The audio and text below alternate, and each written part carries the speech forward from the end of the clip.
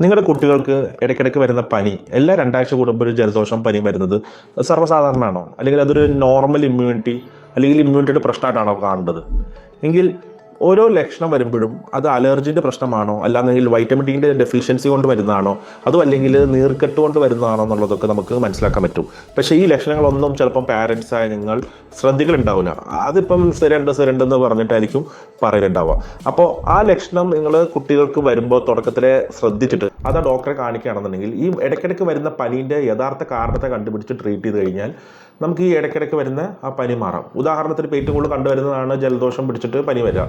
അത് ഭൂരിഭാഗം കേസിലും ആൾക്കാർ ഈ തണുത്ത ഭക്ഷണം കഴിക്കലും അല്ലാന്നുണ്ടെങ്കിൽ ഒരുപാട് കാറ്റും പൊടിയുള്ള സ്ഥലങ്ങളിലൊക്കെ പോയി നിന്ന് അലർജി പിടിച്ചിട്ട് പിന്നീട് പനിയുള്ള അന്തരീക്ഷത്തിലൊക്കെ കുട്ടികൾ ഒരുമിച്ച് ഇടപെടുമ്പോൾ അവരിൽ നിന്നൊരു വൈറസ് മറ്റൊരു കുട്ടിക്ക് വന്ന് പനി പിടിച്ച് പിന്നെ അതങ്ങനെ സ്പ്രെഡായി പോകുന്നൊരു പ്രക്രിയയാണ് കാണുക. അപ്പോൾ ഈ അലർജി പ്രശ്നം വരുന്നൊരു അവസ്ഥ തന്നെ ചിലപ്പം അതിൽ ഒഴിവാക്കി കഴിഞ്ഞാൽ പനി വരാനുള്ള ഒരു സാഹചര്യങ്ങൾ നമുക്ക് ഒഴിവാക്കാൻ പറ്റും. അപ്പോൾ ഇനിയും വരുന്ന തുടക്ക ലക്ഷണങ്ങളോ ചെറിയ ചെറിയ സിംറ്റംസ് ആണെന്നുണ്ടെങ്കിലോ അതൊന്ന് നോട്ട് ചെയ്ത് നോക്കുക ഡോക്ടറെ അടുത്ത് പോയിട്ട് അത് വ്യക്തമായിട്ട് പറഞ്ഞു കൊടുക്കാനായിട്ട്.